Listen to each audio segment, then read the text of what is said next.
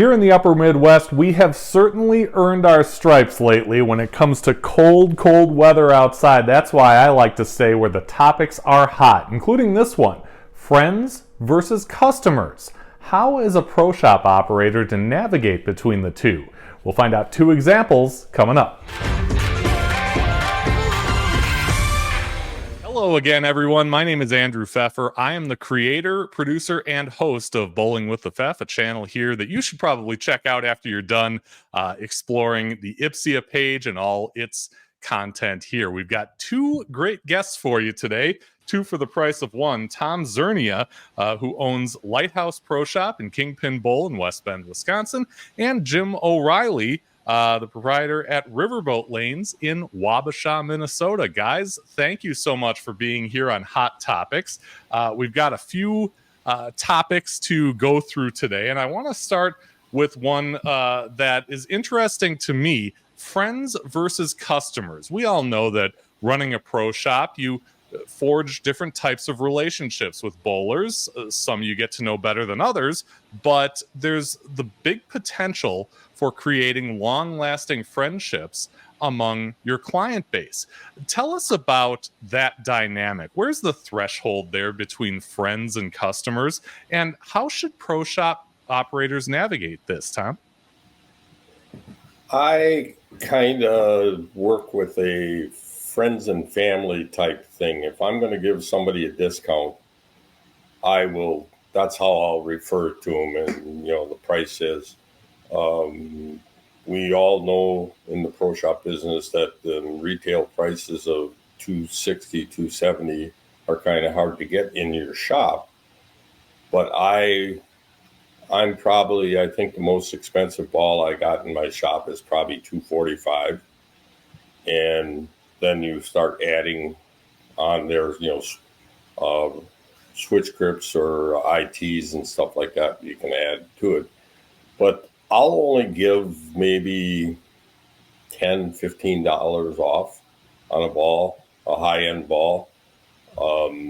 Once in a while, I'll go a little bit more if I got a new release that I've got one or two people that I kind of want to know how the ball works. So I go and I'll give them a better deal on it. And then it's mainly I'm looking to see how the ball reacts.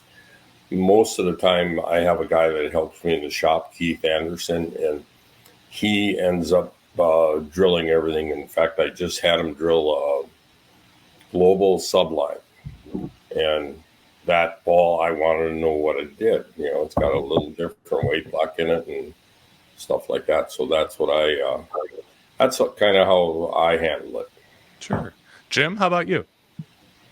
Well, I'm in a kind of a unique situation where I am. I'm the bowling proprietor of a small bowling center, and probably 95% of my my bowlers buy from me, youth and adult, and I've got somewhat of a regional following too.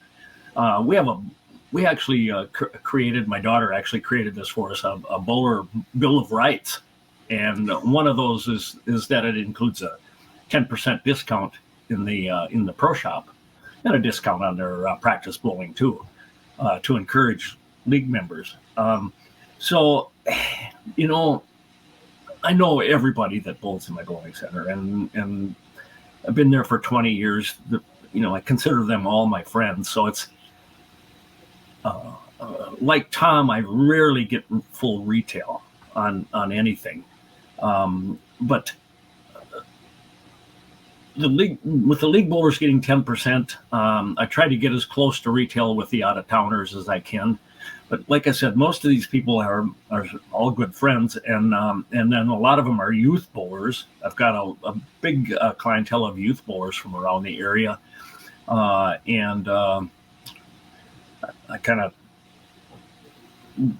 like to be good to them too, Many of them are working kids, and they're paying for their own equipment. So anyway, that's probably a cop out to give give discounts to them, but I guess that's the way it is. Yeah.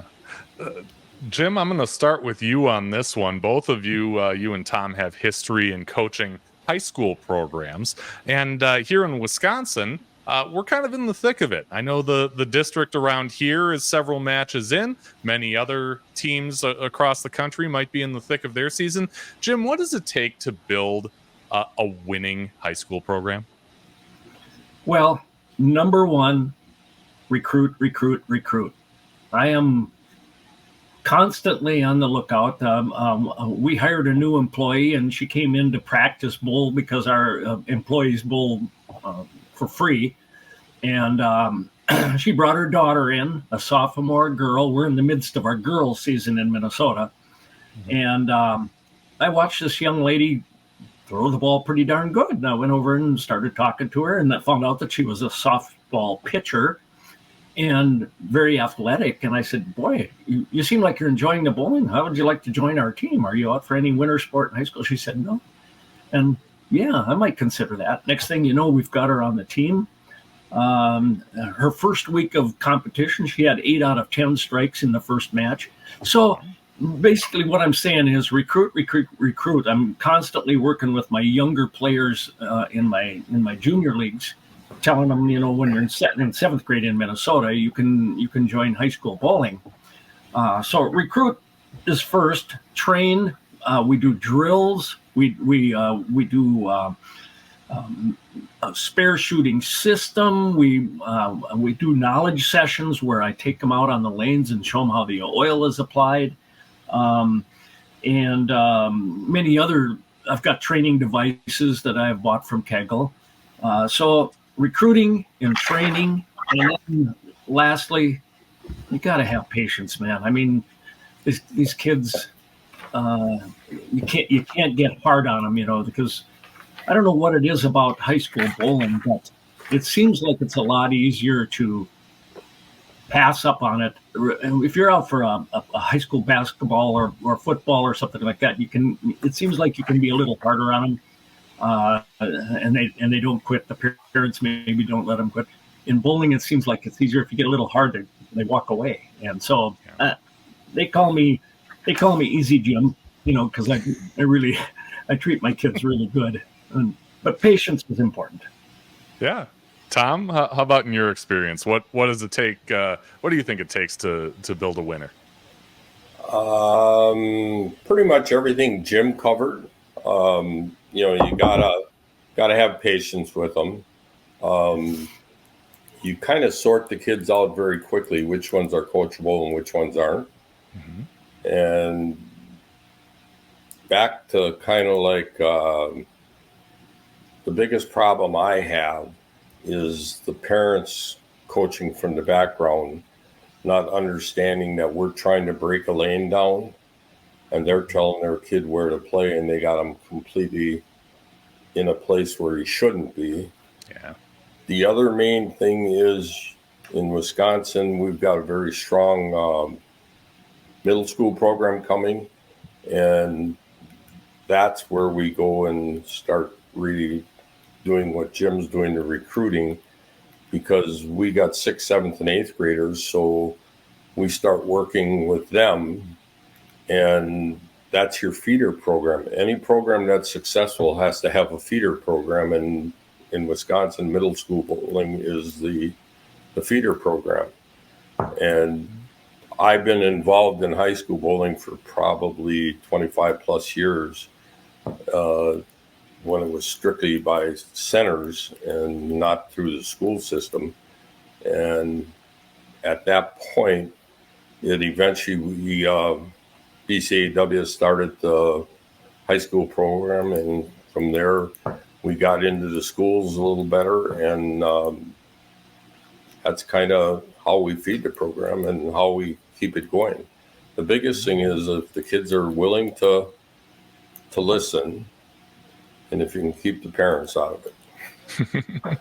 And a great feeder program for the future of our sport, high school bowling across the country. Tom, this has been an interesting week leading up to this episode. We've seen the beginning of the 2024 PBA Tour, and the first glimpse of guys throwing urethane down the lane at 78 hardness. This is kind of one of those rare scenarios where you've got potentially different equipment for PBA guys than for the rest of us. So it kind of begs the question, how much demand is there for urethane in your shop? I mean, you told me before we started recording it's a really busy time for you, but how about on the urethane end of things? Urethane for me in the shop hit about 2 years ago, where a lot of people bought they had to have a urethane in their bag. And then the other bowlers would complain that the urethane's ruining the shot, and they're not out there enough to ruin the shot, but you just go with it. Yeah. I just had a situation 2 weeks ago, I think it was. A guy came in and said he wanted a hammer, a blue hammer, no NU, no urethane, whatever that one is. Mm-hmm. I said, okay, whatever. And I was curious too. And I got a 14 or 15 and a 16. He wanted a 16, and I made him bring his stuff in so I could weigh it. Sure. To make sure he's 16. And this guy's kind of real meticulous on his game. So anyhow, I drilled it for him, and I think he threw 6 shots on the lanes right next to the shop. And then he went in league with it and shot 723 with it. So he was, I was impressed the motion of it. And that's a 78. But I haven't had a lot of people coming in looking for the new 78 hardness one, the PBA one. And I had a unique situation where my granddaughter dates Anthony Simonson, and he was here at Christmas, and I said, so what's with the new urethane? And he just kind of remains to be seen, what you need on that particular shot, this week, and he said, yeah, I've thrown them all and tried them all. And he was looking for, their bowling balls now have to be August 1st, 22 or later. And he likes the Idol series, and he's got 15 of them that he can't use anymore. So it's just a matter of the urethane, you're going to see it come in and go out and stuff like that. So yeah.